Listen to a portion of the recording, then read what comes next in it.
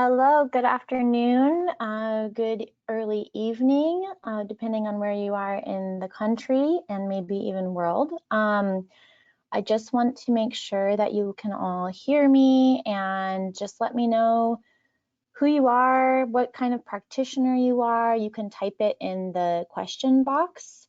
And I'm just excited to be here with all of you. So just want to make sure all my technology here is working before I get started. And in general, I'll probably wait until the end to answer questions just because I'm a one-woman show today. So are you all able to hear me? I haven't had any responses yet.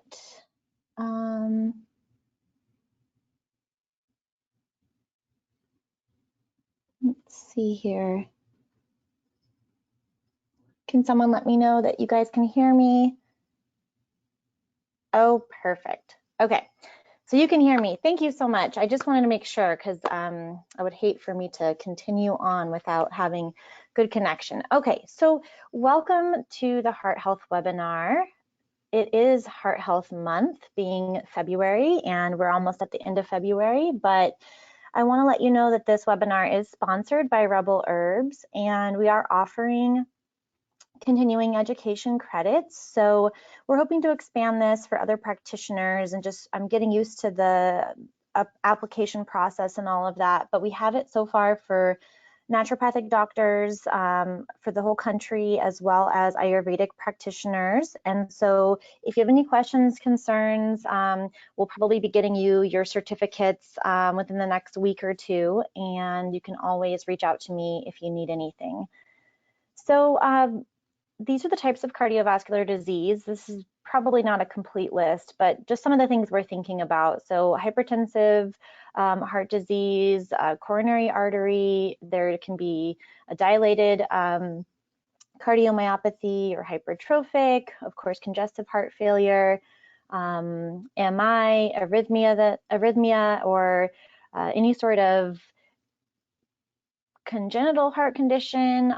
Some familial and genetic pieces, of course, play into cardiovascular disease. So, you know, in general, we have 735,000 heart attacks a year in America, and then 630,000 deaths, and 7 million Americans have suffered a heart attack in their lifetime. And of course, we know that heart attack symptoms are going to be showing up differently for males and females. Some are the same symptoms, but I always think it's good to educate and just kind of revisit that piece on that referred pain.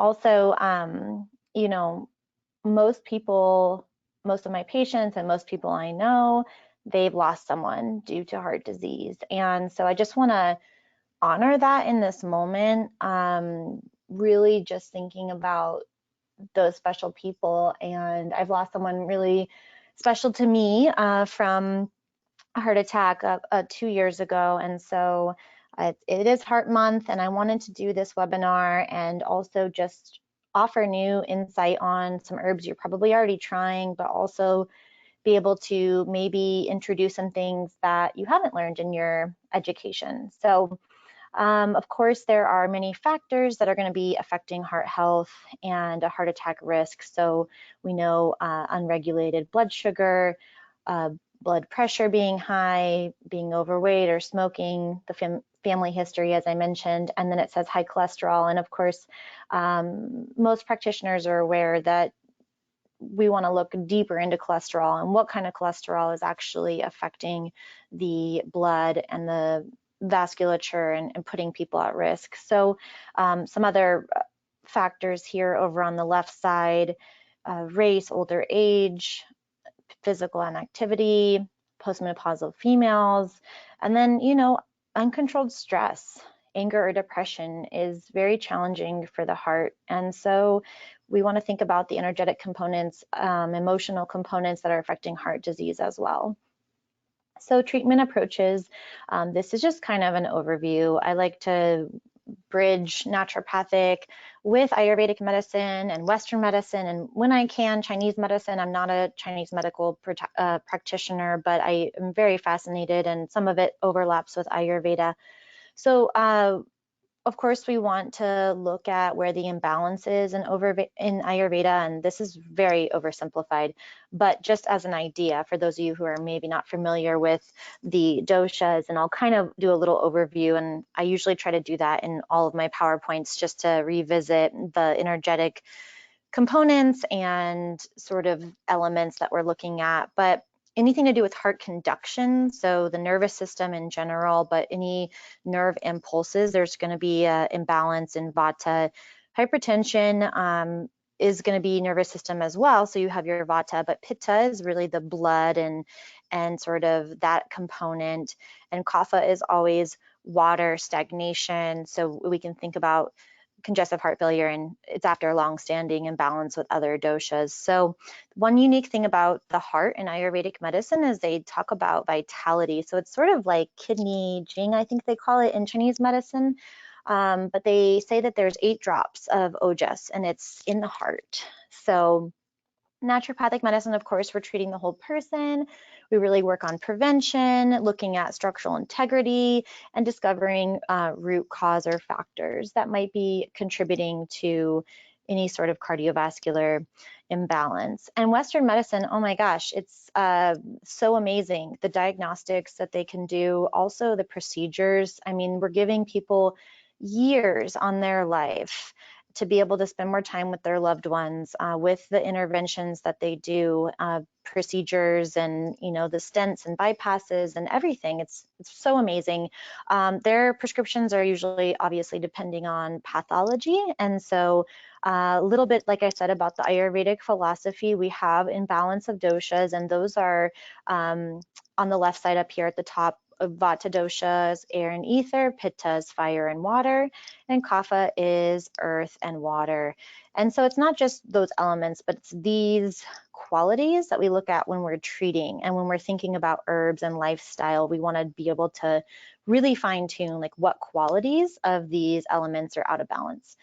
And then we have our naturopathic principles. So of course, I kind of highlighted those a little bit, and prevention for cardiovascular disease is probably top priority. I love this little guy. I just wanted to put this in here, but best foods for a healthy heart. Linseed is flax, in case you didn't know. I had to look that one up, but the fibers and healthy fish and antioxidants that you're getting from vegetables and fruit, and even dark chocolate. We have our healthy fat and avocado, and garlic we'll get into a little bit later. So Western medications, probably not a complete list either, but I was studying for my pharmacology exam recently for a new license that we're going to have available in New Mexico, and so I was trying to come up with everything that I had sort of studied. One thing that I want to highlight, of course, we're looking at how is it affecting the heart, and then the cardiovascular system, so lungs, heart, and kidneys. And so 2 new ones are at the very bottom, these MABs. So these are monoclonal antibodies that actually affect cholesterol, and it's an interesting but very potent newer medication that's out there on the market. So any sort of philosophy, whether it's Western medicine, Ayurvedic, naturopathic, probably Chinese medicine, but we're thinking about blood purification. So how are we going to help decrease the load on the body by helping in the cardiovascular system by purifying the blood and helping with movement and taking things out that might be creating blockages or building up in the arteries and that sort of thing. So real quick, this is our classifications of the different types of dyslipidemia, and so I'm going to talk about some studies, and so I just wanted to put this on here just so we can kind of revisit that. What does it mean to have the different type of cholesterols and sort of congestion in the blood? And then let's see here. Okay, so like I said, looking deeper at the lipid particles and cardiovascular risk, we're able to do tests to look deeper. What particles, what size, what density, what's really affecting a person. And so we look a lot at ApoA, or if it's attached, we call it LPA. And then ApoE, which is kind of transporting the cholesterol, and ApoB is actually a really pretty good marker for LDL. So in one study I found, I don't think I put that one in here, but you know, along probably like, I don't know, 8 or 10 years ago, they were saying, let's instead of doing LDL on our lipid panel, let's change it to ApoB and be able to really address the particles that could be problematic. Of course, we haven't done that yet, but we look at the ratio also of the risk particles to protective particles, and we would look at the APO1 and 2 for the more protective. So we're here to talk about herbal medicine, and so we can kind of get into that. I just wanted to do a little bit of overview and review and just kind of revisit those philosophies, because new people are joining all the time, and I'm really excited about that. But if you have any questions deeper with any of the philosophies, if you don't know, feel free to reach out to me. I'm happy to have conversations around that at any time. So how many of you, I'm going to go back to my chat box and make sure I can communicate with you guys, have heard of Arjuna or Terminalia Arjuna. It's a tree. It's the bark is what is used, and there's a lot of course, constituents in there, but arjunic acid and these flavonoids that are very helpful. They are really potent and have been used for a very long time in Ayurvedic medicine. And so we just call it Arjuna for short, but it's a heart tonic, circulatory stimulant. Of course, that's what we're talking about today. So you can see all of the different clinical uses. Most of them have to do with the cardiovascular system, but some of them don't. There's more uses to it. I want to read you a story. So I was taught Ayurvedic medicine by K.P. Khalsa, and his book that he wrote with Michael Tierra, The Way of Ayurvedic Herbs. I loved this story because, well, there's two stories, but let's see here. Mary, she said to him, "I'll never have my life back." And this is on page 92, and all my resources are at the end. But at 72 years of age, Mary's heart problems were becoming unbearable, and she would find herself at the hospital at least once a week with uncontrollable tachycardia. And so they would give her a bunch of drugs, which would then stabilize her heart rhythm, but then she would end up feeling really heavy and just exhausted, and it was up and down all over the place for her. So KP suggested that she try Arjuna, and after that she never had a trip back to the ER again. So we look at all the different components of Arjuna, and I'll go over some studies, but I want to read one other thing. There's a veteran herbalist in Albuquerque named Herb McDonald, and he says Arjuna is far and away the #1 cardiovascular herb. It's the foundation of treatment for all cardiovascular diseases, especially arrhythmias. He uses it with Google for high cholesterol, and he started using Arjuna in his practice instead of, and he continues to use it instead of hawthorn or crataegus. So he eliminated his use of hawthorn after discovering Arjuna. And I learned a lot about hawthorn in naturopathic medical school, and it has great properties, but he calls Arjuna a miracle. And so we had a patient that was 85 with a history of circulatory disease, including 2 strokes. She was having regular episodes of rising heat and palpitations, and then feeling a crash afterwards and feeling limp and heavy. And it was kind of this roller coaster back and forth. And they began taking hourly blood pressure readings, and the blood pressure was alternating between 60/40 and 180/130. So that is quite the difference. So he gave her Arjuna at so 9 730 milligram capsules a day. Within 24 hours, the episodes ceased, never returned, and the blood pressure remained stable. So it has really amazing tonifying and stabilizing effects for the cholesterol, for electrolytes, for calcium, for really all of the components we're looking at in heart health. And so I'll go through, I have actually a lot of studies on this. Oh, and any study I present in the webinars, I always find full text studies, and I'll present, you know, an overview of them. But if you would like any of the studies, and of course on my resources page, it has all of them. But if you want any of them in full text, I'm happy to email them to you so that you can go through in more depth as well.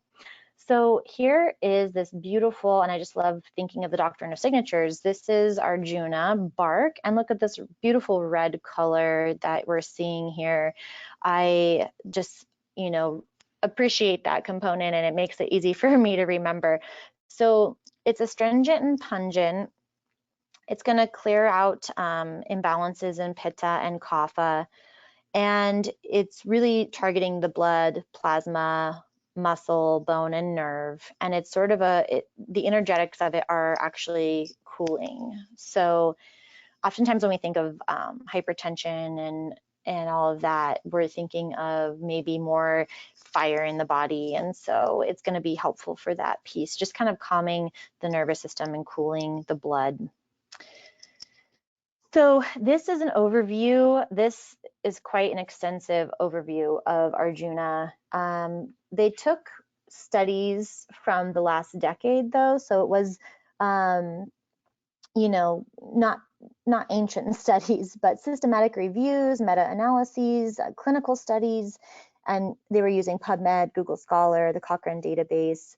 So there were 70 resources used for the paper, and basically overall they were talking about how this drug, or this bark, this herb, possesses anti-ischemic, antioxidant, hypolipidemic, anti-arthrogenic activities, and talked about the different constituents, of course. And they said it's, you know, the triterpenoids and flavonoids are really considered to be responsible for the antioxidant and cardiovascular properties. It's shown promising effects on ischemic cardiomyopathy.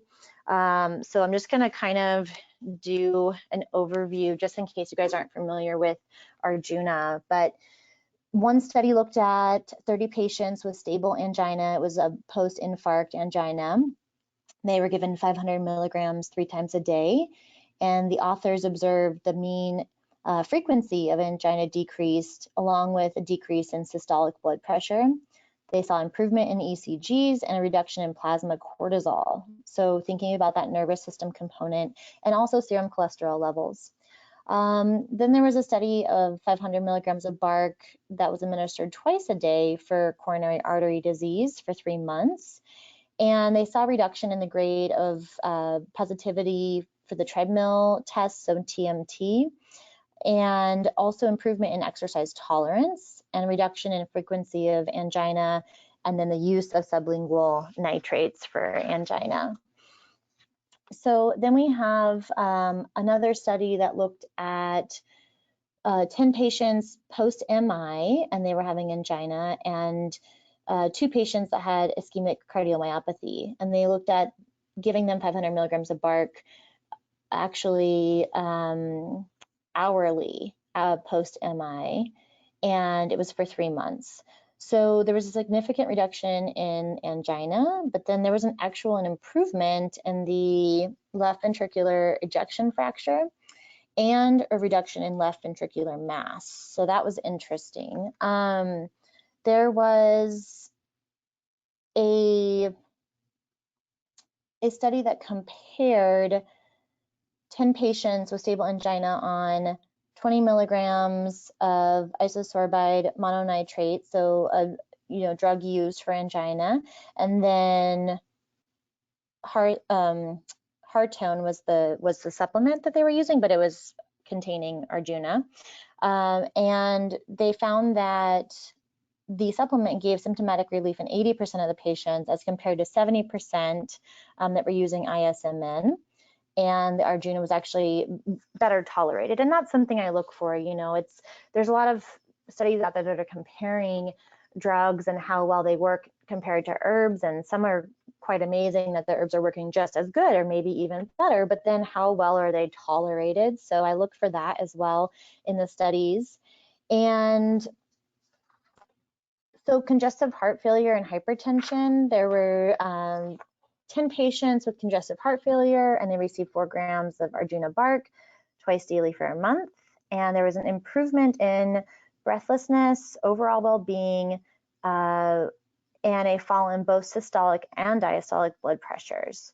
So we have a couple more studies on hypertension. Really, the markers are looking better. LVEF looks better, and the improvement physiologically is great, but then they also reported improvement in quality of life. So I think I'll, like I said, if anybody wants to read all of these, there's a few more. There's a study on ischemic mitral regurgitation, cardiomyopathy, platelet aggregation. So they found a decrease in platelet activation and that it possesses antithrombotic properties. And they were looking at men and women here. And the mechanism they found was that it was desensitizing platelets by competing with platelet receptors and interfering with signal transduction. So I think I will move on. This was quite an extensive overview of research on Arjuna, oxidative stress, dyslipidemia. One interesting thing, endothelial dysfunction. They did a study that was looking at male smokers and the regression of endothelial abnormalities after just 2 weeks of the bark extract of Arjuna. So even when you have situations where you're putting yourself at risk, it can be reversible using Arjuna. And lipoprotein A, since I mentioned that, I'll just mention the study that they talk about here, but there's 24.71% decrease of lipoprotein A in patients with Arjuna, and this was with beta thalassemia. So interesting, overall, we're looking at just everything to do with the heart. It's going to be helpful. And the only side effects in any of the studies they found were nausea, gastritis, headache, body ache, constipation, insomnia, and it was a very small amount. But there was no hematological, renal, or metabolic toxicity even after more than 24 months. So that's 2 years of administration. So then I want to talk about this study, and we're looking at Arjuna in action here and its effect on cholesterol, so that blood purification piece. And I know I mentioned it in the previous overview, but this one was really looking at different extracts, so alcoholic extract versus the aqueous extract, and how it affects coenzyme A reductase. So that's our HMG-CoA reductase. It's the same, pathway that statins are working on, and then lipoprotein lipase, as well as lipid peroxidation. And so they were using human heart cells as well as looking at lipid peroxidation in rat liver cells. And what they found was that both extracts, the alcohol or water extract inhibited the HMG-CoA reductase and lipid peroxidation. Both extracts were helpful with reactive oxygen species, so really kind of helping with glutathione, promoting catalase, and by sustaining this sort of antioxidant properties within the cells, reduced inflammatory markers. So they looked at TNF alpha, and then what they found was that the alcohol extraction was actually better with some of those factors, and so they broke down the metabolite profile and that sort of thing, and so both can be helpful, but the alcohol extract was a little bit better when it came to the pro-inflammatory gene, so the precursors for inflammation. It actually inhibited it at the gene level. So I thought that was really interesting, and This herb is Punarnava, and it is an herb that can be used for so many different things. It's really a rasayana, a rejuvenative tonic in Ayurvedic medicine, but we're looking at its diuretic effects, its effect on the liver, and kind of, once again, purification. So the diuretic piece, of course, we're thinking when hypertension and congestive heart failure, when that can be helpful, but also really just protective and helpful if the blood sugar is playing into the cardiovascular picture for your patients. And so you can read about the uses and constituents and all of that stuff. It's a really safe herb. So I like talking about Punarnava. There is really, like I said, it lowers blood sugar a little bit. So that would be the thing to look out for. But other than that, there's not been many studies or any sort of info on it, being contraindicated and that sort of thing. So like I said, it's a rasayana, rejuvenative tonic. Punar is again, and Nava is new. So it's sort of like to become new again. And it's really an amazing urinary tonic. So you can add this to your list of things that you're using for the urinary tract, even if it's not related to blood pressure, but I will obviously focus on that in this webinar. It's really, the qualities are light and dry. It's sweet, bitter, and astringent. It's heating a little bit, but not aggravating to pitta. So that's ushna, meaning it can be heating, but not aggravating. And then there's 3 types of Punarnava. So there's the white Punarnava, red, and then blue. And I couldn't find a lot of info on the blue, but usually the white and the red are the most commonly used. And even the pictures, I couldn't find white Punarnava. So the protective power of Punarnava. So I want to talk a little bit about this. They were looking at the heart cells, and they use angiotensin II to induce hypertrophy in the heart. And then they confirmed it using cell volume and protein content and LDH, so lactate dehydrogenase leakage. And so, of course, mitochondria plays a really important role. And they were looking at calcium homeostasis. So you can think about your calcium channel blockers and what they're doing. But if, calcium's a really important component for the heart and muscle contraction, and it can lead to cardiac dysfunction and heart failure. So they were looking at how this hypertrophy in the heart is going to be leading to changes with the mitochondria, like leakage and affecting them in that way. And so what they found with this study, so they were checking Punarnava extract, so they, Bauervia diffusa, BDE, and they found that it was really protective in the angiotensin II hypertrophy. So it reversed what the angiotensin II had done. And it was helpful for maintaining calcium homeostasis in the cardiac cells. And also, they were doing imaging, which I'll show you in just a second, but the membrane potential and then the permeability. So it reduced all of that. So it kept the integrity of the mitochondria and allowed it to not swell, and then therefore allowed the electrons to be able to function in a way that was the best for the heart cells. And so these are some of the pictures they found where this is the free radicals that were created in the heart cells. And so you can see the control, which is just here, and then the BDE is the Punarnava extract, and then angiotensin II and what it created. And then they did also angiotensin II with the extract. And so you can see it brought it down a little bit as far as the reactive oxygen and allowing for superoxide dismutase to play a role and to be protective. And then calcium, so just talking about that ion and that transport, it was very helpful, as you can see, to have the angiotensin and the extract together. It brought it down. And then compared to the control, even the control, the extract had an effect on that piece. And so thinking about just sort of cellular protection and mitochondria, I wanted to share that study with you guys.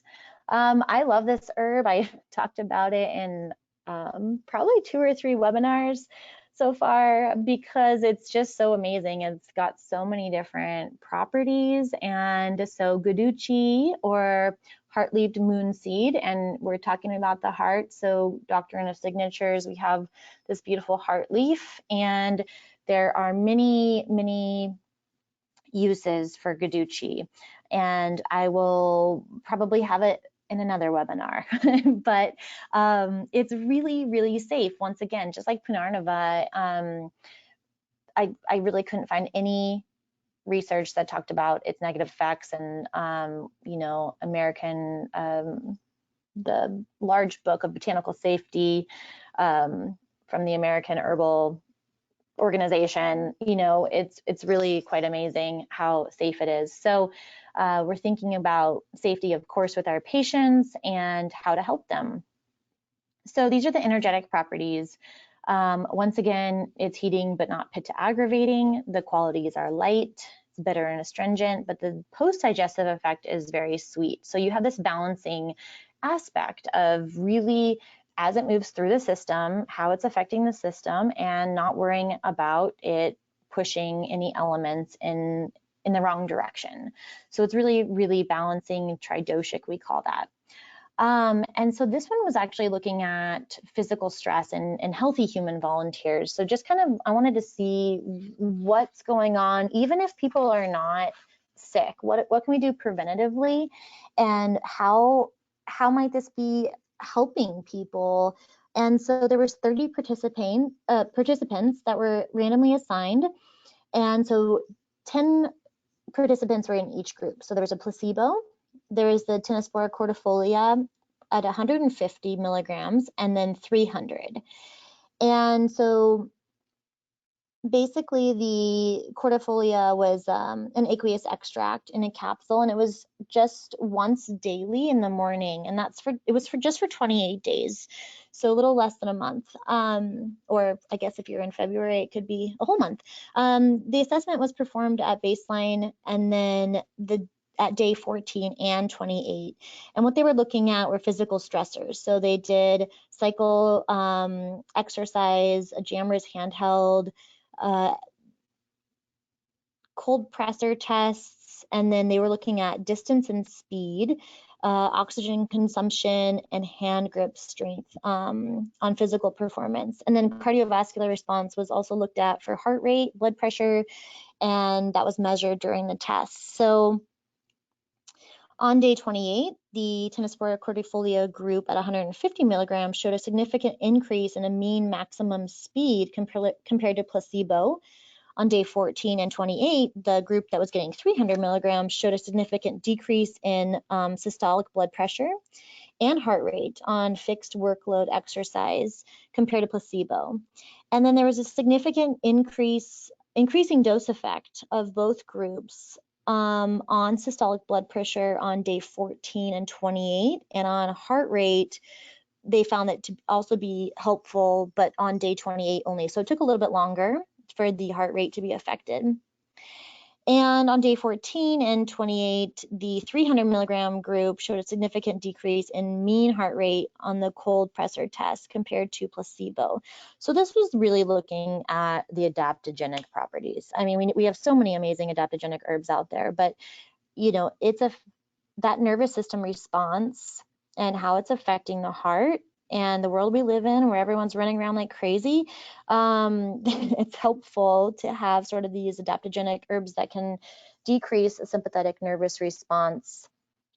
And so the next study I want to talk about is, so this is our little Guduchi heart here, and this was looking at the different approaches for cardiovascular risk. So this study had atorvastatin, so a statin for cholesterol lowering, pioglitazone for blood sugar lowering, and Tinospora cordifolia. And so what they were looking for, of course, is those risk factors for heart disease and how can we help to decrease blood sugar and cholesterol. And so they used aqueous extracts of the stem. And what they found was that the treatment with both atorvastatin and pioglitazone significantly changed the lipid parameters. So they were decreasing total cholesterol, LDL, VLDL, and triglycerides, and that there was an increase in HDL. The Tinospora cordifolia, or Guduchi, also demonstrated a similar effect as compared to atorvastatin and pioglitazone, and that was also lowering a total cholesterol, LDL, VLDL, and an increase in HDL. So the results indicated a significant improvement in apolipoprotein, and that's, of course, what we're looking for when it comes to that deposition of foam cells or plaque or fatty infiltration or lipids in the heart, arteries, aorta, liver, kidneys, all the places it can go. And so they looked at the level of apolipoprotein and how that would correlate with the risk. And so the risk was observed to be lower when they were treated with atorvastatin, pioglitazone, or Tinospora cordifolia. So it's affecting it in that way as well. And then the protection was found with all three drugs, but what they found was the maximum effect.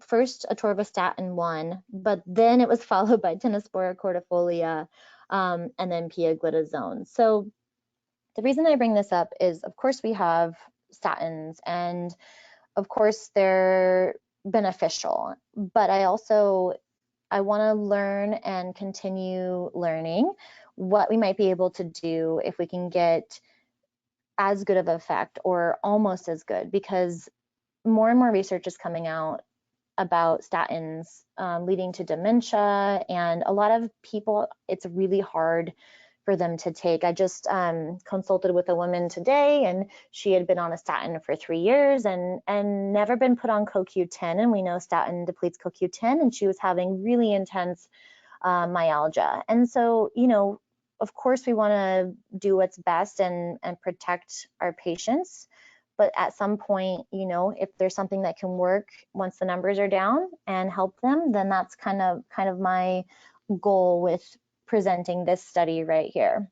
So this one you've probably heard of because it's kind of one of those big hitters, and it's in a lot of the pretty famous cardiovascular blood pressure medications, and that's Rauvolfia, or Indian snake root. And I just want to make sure I was getting through this time-wise. So it's most well known for the constituent Reserpine, and of course there's lots of constituents in there, used in hypertension, autism that has anxiety, insomnia. KP Khalsa, in the book I was reading from you earlier, talks a lot about how he uses it in that population. And you know, it's called Indian snake root. It was used historically for snake bite, and there's some things to be concerned about with this herb as it is so strong. It can lower blood pressure too much, and so you need to monitor that. It's not safe in pregnancy or lactation. It's teratogenic and would affect prolactin if you're lactating, but not good for hyperprolactinemia, ulcerative colitis, peptic ulcer disease. You got to monitor for depression because it really can, its job is to inhibit the postsynaptic cells from receiving the neurotransmitters, and I'll get a little bit more into that. So I want to have a shout out for this guy in this study because he has Indy after his name. I don't know him, but this was just an overview of talking about all the different effects of Rauvolfia in the treatment of hypertension. It's actually a really informative and great study with lots of info.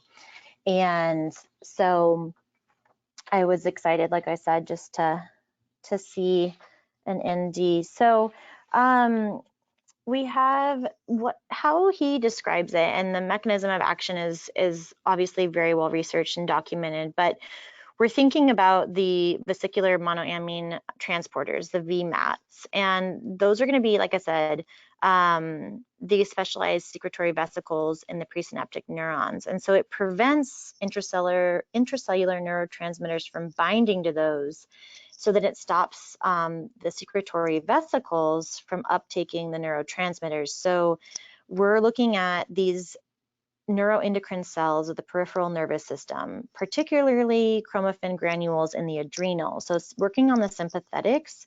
So sympathetic neurons have these as well, and then platelets. And so the VMAT2 is mainly found in the brain, sympathetic nervous system, mast cells, and cells containing histamine in the gut and pancreas. Reserpine has an affinity for VMAT2 that is 3 times greater than its affinity for VMAT1. And VMAT1 is in the peripheral nervous system, like I said, in the adrenal and sympathetics and sympathetic neurons. And so it actually has a strong affinity and binds almost irreversibly to specific receptors on VMAT, so particularly VMAT2. And this drug, you probably used it, you've heard of it, so I don't need to talk a lot about you know, that's sort of the mechanism of action. I wanted to touch upon that. But I did find some recent research, or pretty recent, 2018, and it was interesting because there's plants have so many things to offer us, and a lot of drugs are based off of plants. And we know about the constituent that I just talked about, but what else is going on with this plant? And so I like to think about utilizing the whole plant, because there is this wisdom of allowing things to potentiate other constituents, allowing for metabolism to be there, allowing for your body to know what to do with it, because we are very much connected. And so this one was a research on a new enzyme that they found. Have you guys heard of this, the sarpagin bridge enzyme? They found that it is actually responsible for creating a lot of the alkaloids in Rauvolfia. So more than 150 of them. And so what this study talks about is that by recognizing and discovering this bridge enzyme that can create these alkaloids, that it will be helpful when they're developing new cardiovascular drugs, because it will deliver it faster to the body, whether it's antiarrhythmics or high blood pressure and some mental disorders, that it's going to be able to potentiate that conversion, and they'll be able to utilize it really to make more effective and efficient drugs. So we have amla, and I did talk about this one in a few webinars already too, but it's just, once again, one of those things that's used for so many different conditions in Ayurvedic medicine. Amla is a fruit, and it's known for being in triphala, or 3 fruits formula, which helps with digestion, and it balances the stomach, the small intestine, and the large intestine. The 3 fruits do. Amla is really specific to pitta, actually, and calming and cooling, and can be helpful for reflux and all sorts of things. Of course, there's high vitamin C. We use it in skincare, but then thinking of those antioxidants also for the heart, of course. We're going to look at amla and its effects on the body in just a sec. I want to talk about the energetics. So if you ever get a chance to try it, it's really unique, a little tiny sour fruit, very light and dry. It's cooling, as I mentioned, so any sort of inflammatory scenario in the body, it can be very helpful. And then post-digestive, it's sweet. So it's really balancing for all the doshas. Again, most of the herbs we're talking about, besides Rauvolfia, you know, we're thinking of them in more of a rejuvenative and balanced for the doshas. So, and when used together, it can be helpful, of course. So, research on amla. This was just a study that was comparing amla to our statin, simvastatin. And it was only a 42-day study, but they looked at 500 milligrams of amla for 42 days or 20 milligrams of simvastatin. And they looked at the total cholesterol, LDL, VLDL, it's right there, HDL, BP. So what was interesting is amla surpassed simvastatin in the blood pressure reduction. Both of those reduced cholesterol markers, but the amla, once again, was better tolerated compared to the statin. And I'm really excited because there's a doctor in Oregon who I'm collaborating with and who's gonna try some, you know, test cholesterol, start taking the amla, retest cholesterol. And I've done this in my practice with, you know, using amla with other herbs, but he's just doing the amla, and I'm really looking forward to seeing those results and kind of getting a better feel for how it can help. But the, you know, really looking at the inclusion exclusion criteria for this study, none of the patients within the past 6 months had any sort of serious cardiovascular disease or endocrine issues with the liver, kidney, heart, lung, and any patient that had secondary hyperlipidemia, except diabetes mellitus, and pregnant and lactating women were not included in this study. And so they were pretty particular about what the markers were, and you know, cholesterol had to be over 240 and LDL had to be greater than 130, and then they looked at other risk factors, and they had to have at least 2 of those as well. So that is our amla. And we all know garlic. I'm not claiming garlic is an Ayurvedic herb in this webinar. It's used everywhere. It's amazing. I just wanted to bring it up because you know, we think about it for blood purification, but I found this study that came out in January of this year, and it talks about, you know, everyone is thinking about the sulfur components of garlic, and it actually had discovered other pathways of how garlic is helping the cardiovascular system. So anyways, I'll get to that, but this is our garlic, and in Sanskrit, I thought it was interesting. The name is Mahanshada, and that means panacea. So like use it for everything. And then Ayurvedic Rasoon it means lacking one taste. And so I'll get into the energetic properties in a second, but constituents, of course, we know about the sulfur compounds and detoxification and glutathione and helping all of the purification pieces. It works on all tissues according to Ayurveda. It's, of course, antimicrobial, antiviral, cardiac. Incorporate it in your food every day if you can right now. There are some wild things going around. So this one is the research article I was talking about, and it is full text, and I'm happy to send it to you. But, you know, it was talking about sort of this idea that the sulfur is the piece that is helping the cardiovascular system. And so they used noradrenaline to induce pre-contracted aortic cells. And then they were like basking them in garlic, and they found, you know, that there was new molecules being secreted and new signaling happening that was actually increasing the vasomotor response. So when they compared nitrous oxide donor, the GSNO, and the hydrogen sulfide, so the H2S and GSNO, and then garlic with the GSNO, you know, they were trying to figure out what exactly was happening, and was it just this sulfur donor, or how how was it working? And so I think, more and more, like I said, we're going to be finding research on different constituents that haven't been focused on in these plants, and we want to use the whole plant. And I think what they found was that there was effect on potassium channels, and it was the first time that the H2S itself is probably not the crucial bioactive compound of garlic, but rather it's potentiating the production of new signaling molecules during this GSNO and H2S interaction. And so that was really awesome. It was, like I said, published just this January. And, they were looking at the vasomotor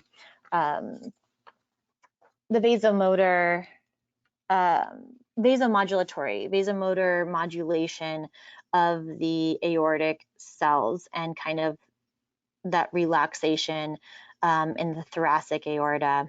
And so check that one out. This is the energetic properties, and there is some information in Ayurveda, maybe you've heard, that they don't recommend garlic or onions and that sort of thing. And when it's in excess, it can be a little like rajasic, they call it. So these are other heart herbs and other things that I like to use for cardiovascular health. Of course, we mentioned crataegus. Rose is really cooling and energetically healing. We have digitalis, night blooming cereus, motherwort, definitely helpful in the nervous system, and anxieties is a place, and maybe arrhythmias as well. Gugulo, Chromophora mucul, it purifies the blood and cholesterol. And of course, our healthy fats, working on a lot with diet, mineral, electrolytes. Right salt is something that it can be used for cardiovascular health, and it's a unique formulation of sodium chloride, potassium chloride, magnesium sulfate, lysine hydrochloride. It's got some copper and zinc and selenium and potassium, and so it's sort of this more well-balanced electrolyte combo for the cardiovascular system. And so case studies, I'm going to cruise through these. We don't have a ton of time, and I want to make sure, if I run out of time, any questions, I can stay a little bit longer, or feel free to email me. Talk about cases. I love collaborating with other practitioners. And so this is one of my patients. Of course, this is not him and not his name, but actually, you find pictures and they kind of remind you of them. So he came in really anxious about his hypertension and cholesterol.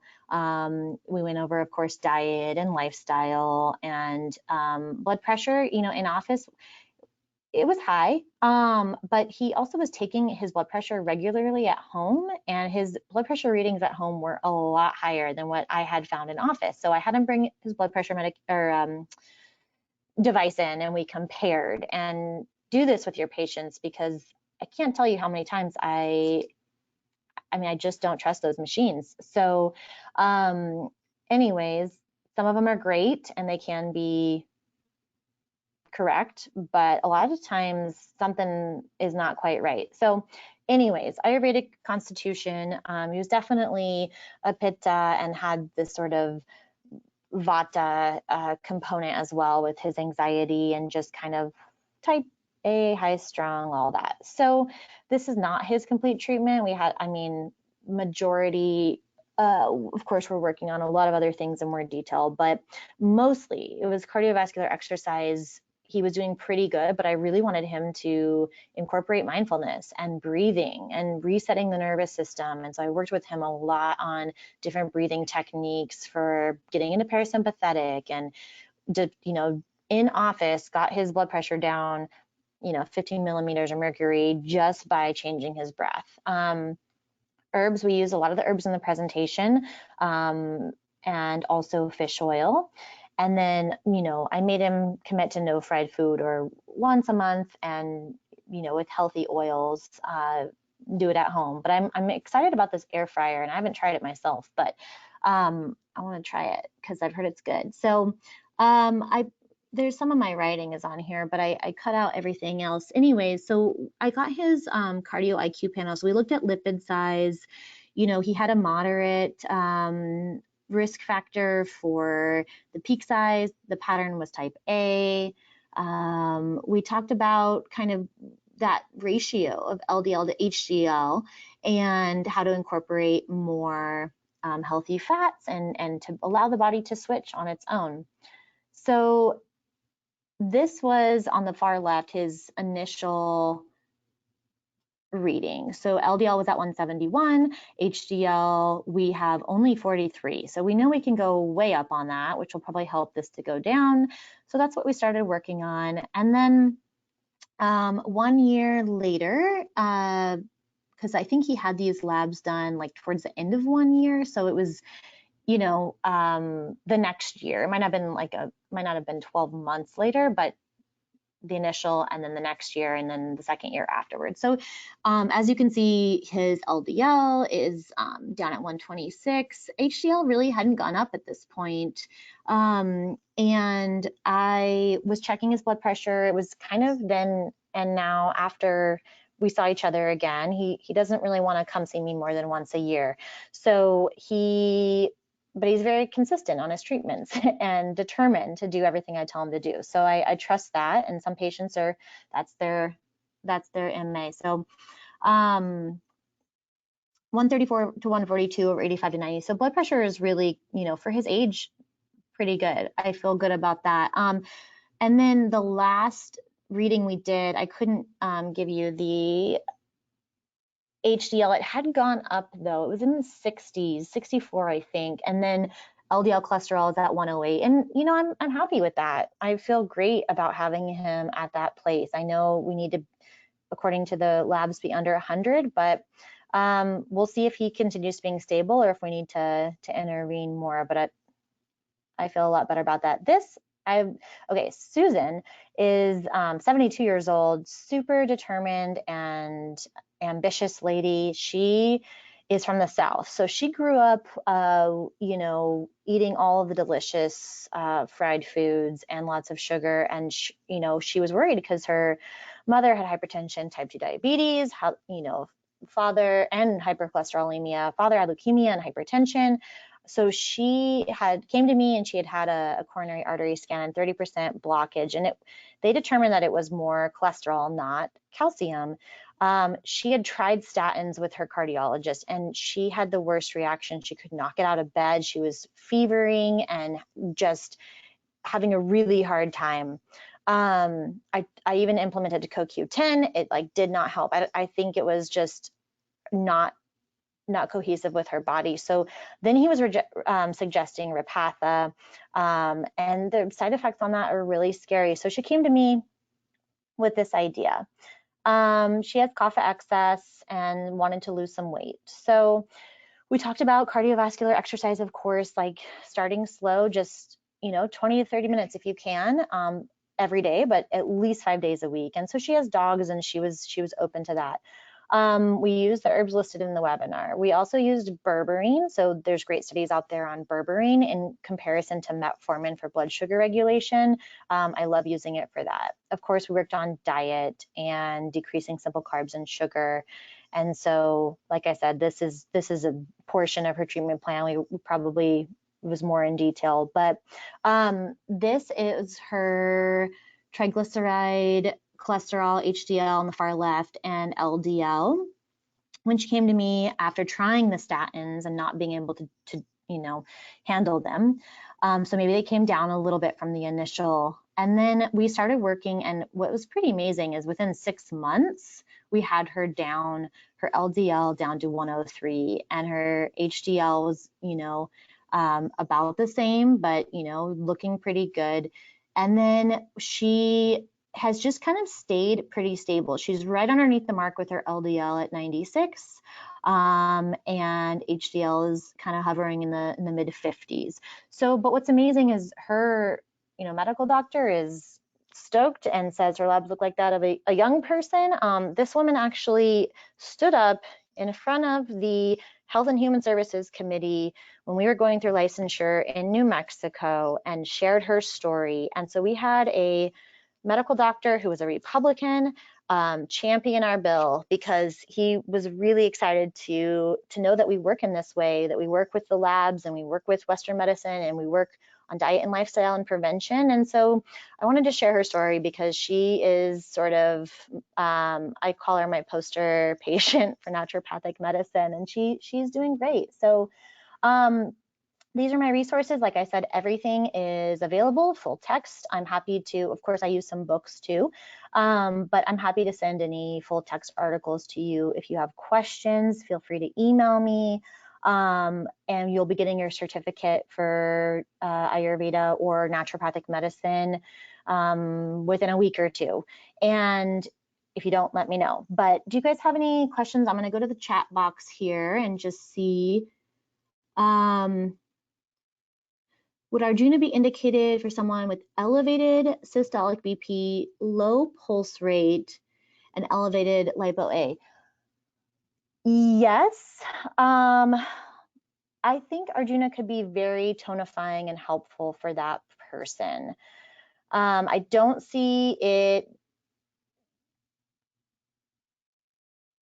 affecting the pulse rate in a negative way, but I do see it helping with systolic blood pressure and of course the lipo-A as mentioned in the studies. And so your company doesn't seem to carry most of these herbs. So we are post CE, so I can let you know at this point in time that Rebel Herbs is launching a new product this next month, and it's called Heart Aid, and it has these herbs in it. And so of course they're sponsoring this webinar, and we talk about these herbs independently, but as far as formulations, you know, that's the beauty of herbs when we look at kind of putting things together to be really well balanced. And so I'm happy to send that info if anybody wants to send me an email on that product. And if there aren't any other questions at this point in time, I'm happy to stay a little bit longer, but I also am absolutely available via email, dr.sweet@rebelherbs.com, and I'm happy to answer questions about the webinar, send more info, discuss case studies and what products might be helpful. And I just want to thank you all for being here because I wouldn't be doing this if it weren't for you. So definitely look forward to more collaboration, and we'll be doing a webinar every month and offering CE credits. So look out for the next one. Thank you all so very much. And I am just happy to be here and share this with you. So thank you, thank you, thank you. Okay, bye.